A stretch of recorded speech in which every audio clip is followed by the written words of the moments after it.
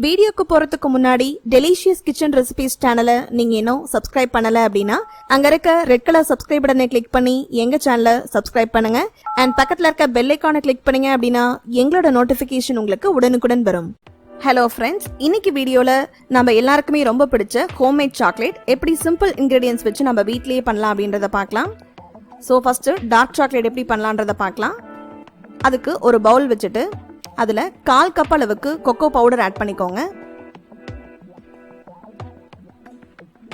அடுத்ததா 4 tablespoon milk powder add பண்ணிக்கலாம். இது ஆப்ஷனல் தான், இல்ல அப்படின்னா நீங்க ஸ்கிப் பண்ணிக்கலாம்.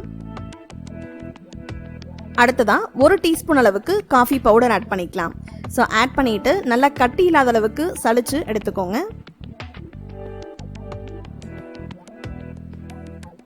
இப்போ எல்லாத்தையுமே நல்லா மிக்ஸ் பண்ணி நம்ம எடுத்து வச்சுக்கலாம். ஸோ நாம இன்னைக்கு டபுள் பாய்லர் மெத்தட்ல தான் இந்த சாக்லேட் பண்ண போறோம். ஸோ அதுக்கு ஒரு பவுல்ல 1 கிளாஸ் அளவுக்கு தண்ணி வச்சுட்டு அதை நல்லா கொதிச்சு வந்ததுக்கு அப்புறமா லோ ஃப்ளேம்ல வச்சுட்டு மேலே இந்த மாதிரி ஒரு பவுல் வச்சுக்கோங்க. அந்த ஹீட்ல தான் நம்ம சாக்லேட் பண்ண போறோம். ஸோ நாம இன்னைக்கு கோகோனட் ஆயில்ல தான் சாக்லேட் பண்ண போறோம். 1/4 கப் அளவுக்கு கோகோனட் ஆயில் ஆட் பண்ணிக்கலாம். அப்படி உங்களுக்கு கோகோனட் ஆயில் டேஸ்ட் பிடிக்கல அப்படின்னா நீங்க பட்டர் கூட ஆட் பண்ணிக்கலாம். ஆனா பட்டர் ஆட் பண்ணும்போது உங்களோட சாக்லேட் கொஞ்சம் சாலிடா இருக்க மாதிரி இருக்கும். ஸோ உங்களுக்கு தகுந்த மாதிரி நீங்க ஆட் பண்ணிக்கோங்க. அடுத்ததான் 1/2 கப் அளவுக்கு பவுடர் சுகர் ஆட் பண்ணிக்கலாம்.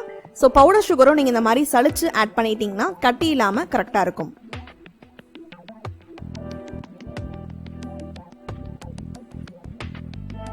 ஸோ இப்போ நல்லா கட்டி இல்லாத அளவுக்கு மிக்ஸ் பண்ணிக்கலாம்.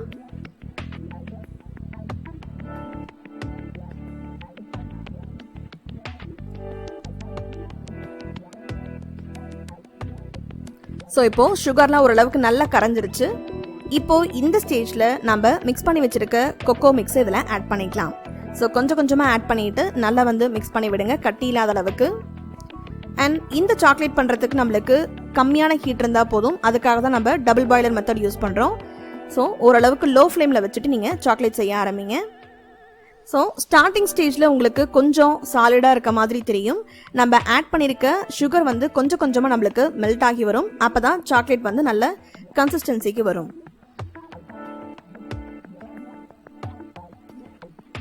ஸோ நம்ம ஆட் பண்ணியிருந்த சுகர் நல்லா மெல்ட் ஆகி இப்போ ஓரளவுக்கு லிக்விட் ஸ்டேஜுக்கு நம்மளோட சாக்லேட் மிக்ஸ் வந்தாச்சு. இப்போ நம்மளோட சாக்லேட் மிக்ஸ் ரெடி ஆயிடுச்சு. இதை நாம் இப்போ சாக்லேட் மோல்டில் ட்ரான்ஸ்ஃபர் பண்ணிக்கலாம். ஸோ இந்த மாதிரி ஒரு சாக்லேட் மோல்டில் கொஞ்சம் கொஞ்சமாக நீங்கள் சாக்லேட் மிக்ஸை ஆட் பண்ணிக்கோங்க. அப்படி உங்ககிட்ட சாக்லேட் மோல்டு இல்லை அப்படின்னா நார்மலாக உங்ககிட்ட இருக்க ஃப்ரிட்ஜில் யூஸ் பண்ணக்கூடிய ஐஸ் கியூப்ஸோட ட்ரே இருந்துச்சுன்னா கூட நீங்கள் அதில் யூஸ் பண்ணிக்கலாம். அதுவும் ஷேப் நல்லா இருக்கும்.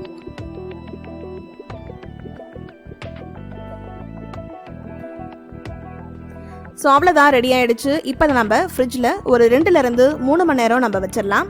அப்போ தான் நம்ம சாக்லேட் ரெடி ஆகும்.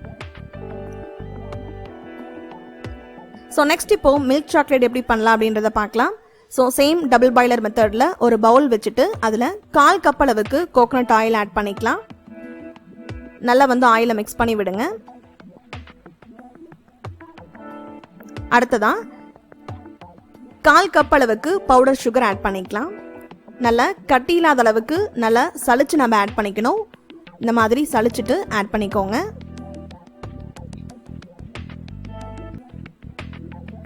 இப்போ அதை நல்லா மிக்ஸ் பண்ணிக்கலாம். ஸோ சுகர் நல்லா கரைஞ்சு நம்மளுக்கு வரணும். அதுக்கப்புறம் தான் நம்ம மில்க் பவுடர் ஆட் பண்ண முடியும். ஸோ நல்லா மிக்ஸ் பண்ணிக்கோங்க. இப்போ 4 டேபிள் ஸ்பூன் அளவுக்கு மில்க் பவுடர் ஆட் பண்ணிக்கலாம்.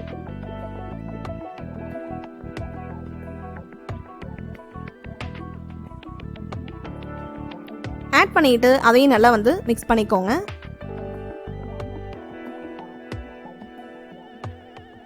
ஸோ கட்டி இல்லாத அளவுக்கு நல்லா மிக்ஸ் பண்ணி விட்டுருங்க.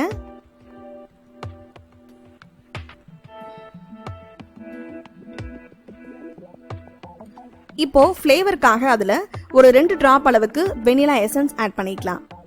ஆட் பண்ணிட்டு அதையும் நல்லா மிக்ஸ் பண்ணிக்கோங்க. ஸோ அவ்வளோதான், நம்மளோட சுகர் எல்லாம் மெல்ட் ஆகி நல்லா லிக்விட் ஸ்டேஜுக்கு வந்தாச்சு. நம்மளோட சாக்லேட் மிக்ஸ் இப்போ ரெடி ஆயிடுச்சு. இதை நம்ம இப்போ ஒரு சாக்லேட் மோல்டில் ட்ரான்ஸ்ஃபர் பண்ணிக்கலாம்.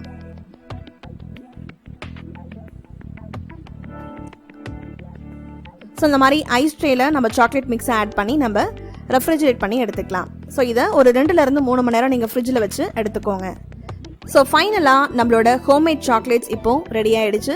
கண்டிப்பாக நீங்கள் வீட்டில் ட்ரை பண்ணி பாருங்கள். நம்ம ஈஸியாக அதை செஞ்சு முடிச்சிடலாம், அதிக டைம் எடுக்காது. ஸோ இதை ட்ரை பண்ணி பார்த்துட்டு அதோட டேஸ்ட் எப்படி இருக்குது அப்படின்றத எங்களுக்கு ஷேர் பண்ணுங்கள். இந்த வீடியோ உங்களுக்கு பிடிச்சிருந்தா லைக் பண்ணுங்கள், ஷேர் பண்ணுங்கள், எங்களோட சேனலை சப்ஸ்கிரைப் பண்ணுங்கள். மீண்டும் ஒரு சூப்பரான ரெசிபியோட சந்திக்கலாம். தேங்க்யூ.